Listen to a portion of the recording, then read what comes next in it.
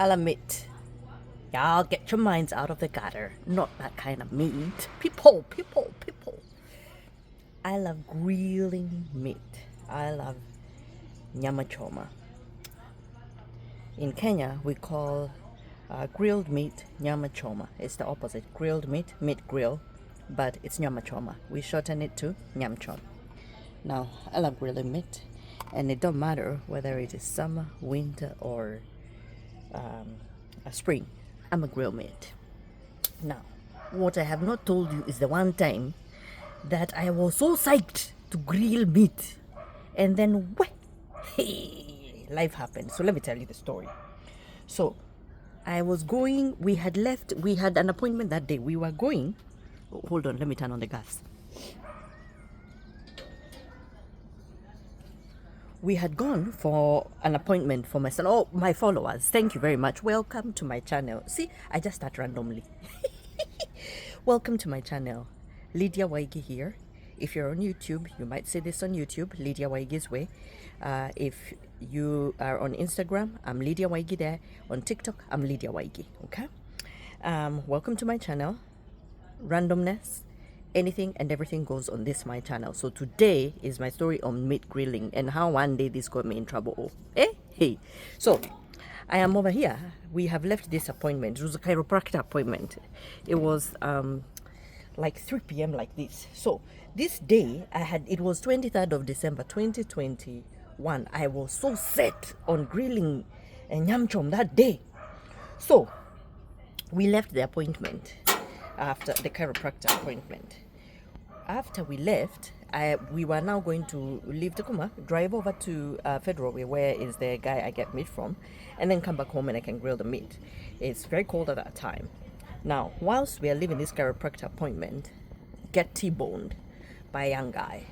Unfortunately, where he hit the van was the side where the door would open. You know, and where the lift for the van would drop off. Now, when he T-boned us, we were safe. That is the first. My son didn't even notice we were in an accident because I usually latch him on very well. So we got in the accident. So this story has two things. Meat will get you in trouble, and something else I learned. So after we got in the accident, one thing I learned is that now that the lift was not functional, I had to find a way to get my son home. And remember, he uses at that time he was using a medical stroller. We didn't have the power chair. We had the power chair, he wasn't using it as much. So we had I've turned it on. So now I'll just give it a few minutes to heat up. So at that time he was using a medical stroller. We hadn't gotten to the point of using a power chair full time. So this medical stroller had his ventilator, his oximeter, his feeding pump. It had everything. It was heavy, and I had to remove that manually and break it down and find a car. Now this was where the problem started. One, it was around maybe 4 p.m. It is impossible to find a wheelchair accessible cab. OMG. So, and because you used a medical stroller that acted as his car seat, I didn't have a car seat on me. Wow. So what ended up happening, I ended up getting a cab. First of all, I called the cops to come, and we did all those insurance things that you do. But I ended up getting a regular cab. And this cab is what drove us home. I had to hold my son because usually I'd have him latched in all the stroller, and I didn't have that access to that at that time. I had broken it down and put it in the trunk of this van guy, cab guy who had come to pick us up. So off we went, and we got home. I learned a few things from just that area. One, you must always have extra supplies in your car. I always had extra blankets. I always have extra sweaters, extra hats, extra clothing. Those came in handy that day because by the time we found a cab, remember it's near Christmas, it took a minute. And there's no heat in the cab because when he hit the way that guy T-boned us, it stalled a few many things. So we didn't have heat. So I had to get innovative on how to keep my son warm. Anyway, I had extra things, and so he was warm. So that was the first thing. Always have extra medical supplies. I always have extra formula. Aside the clothing, I have extra formula.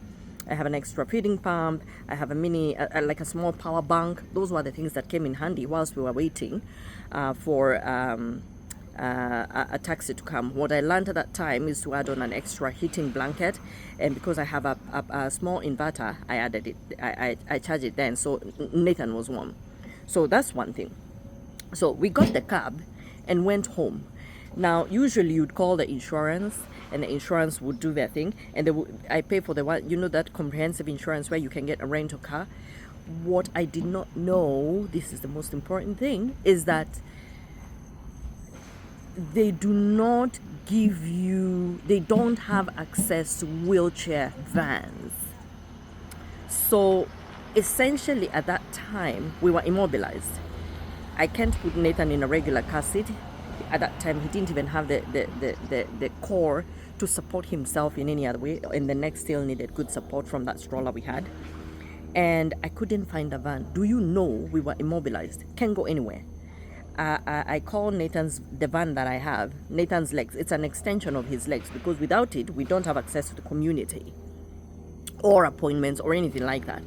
So insurance doesn't have access to those wheelchair vans. What you have to do is you have to call a wheelchair van rental place, rent it yourself, pay for it yourself, and then the insurance will decide how much of that they will refund you.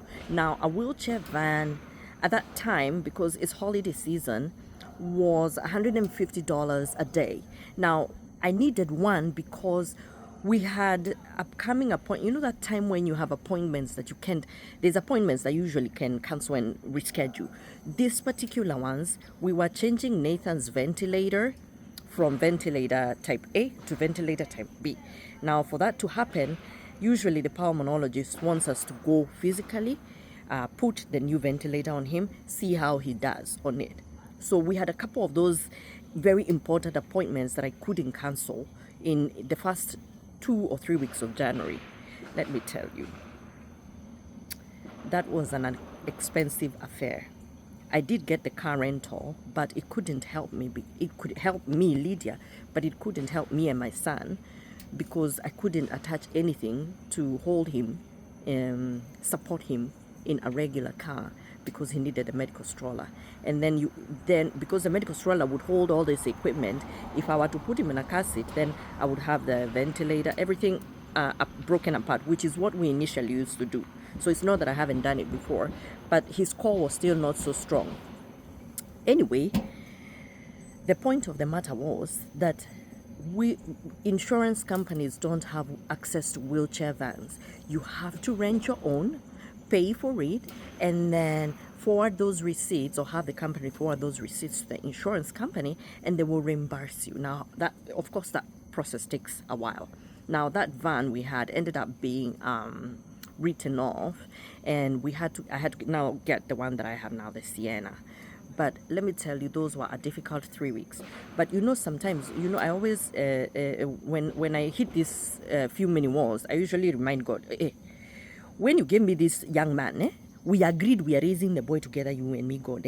So when I hit these walls, I am always very, you must make a way now. We agreed, remember we agreed when the diagnosis came that we are going to share the responsibility of this boy. When I hit a wall, you make a way. So I usually am, I often talk to God and I'm like, I have hit a wall now. I have done my best. Now, can you do what you do? Jeza come away, do what you do so that this can open up. Somehow, I was able to pay for that van. We were still able to make the appointments we made. We were still able to get the ventilator switched. And we were still able to get another van, which is a story for another day.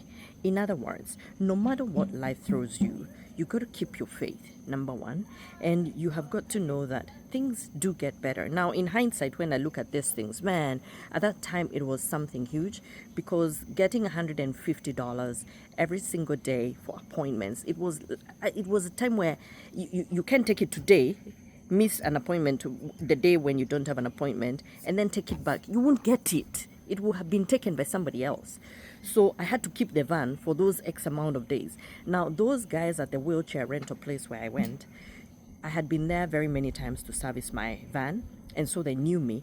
And I was very, very lucky because they did discount the fee, especially for the days where I wasn't too busy.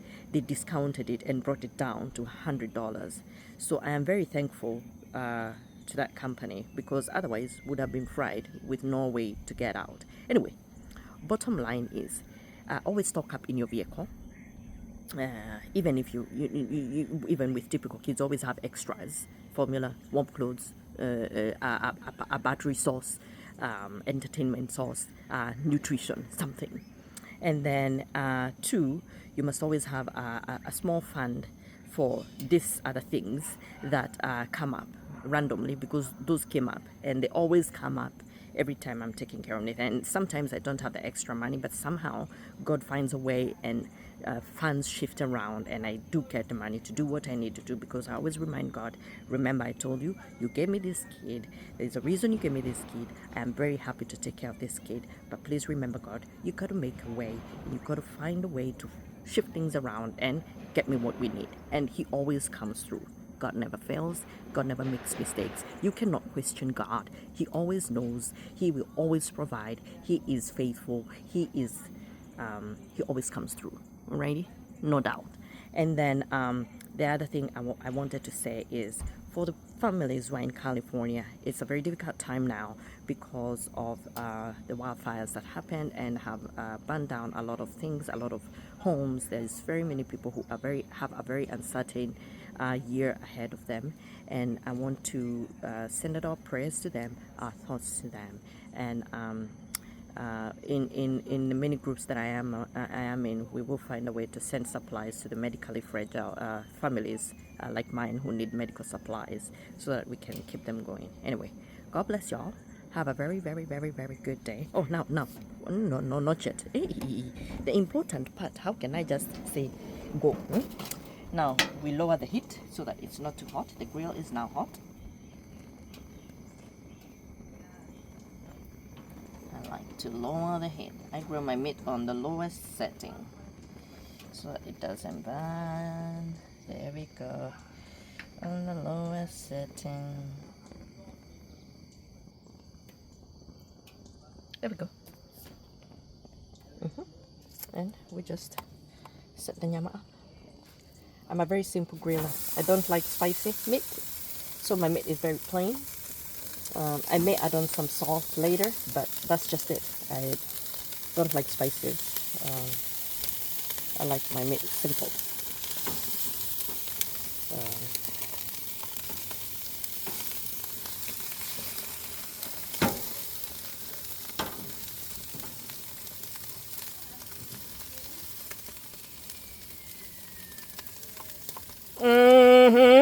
I know. You're invited. Are you? I will show you when it is done. Bye bye, good people, good humans. God bless you all.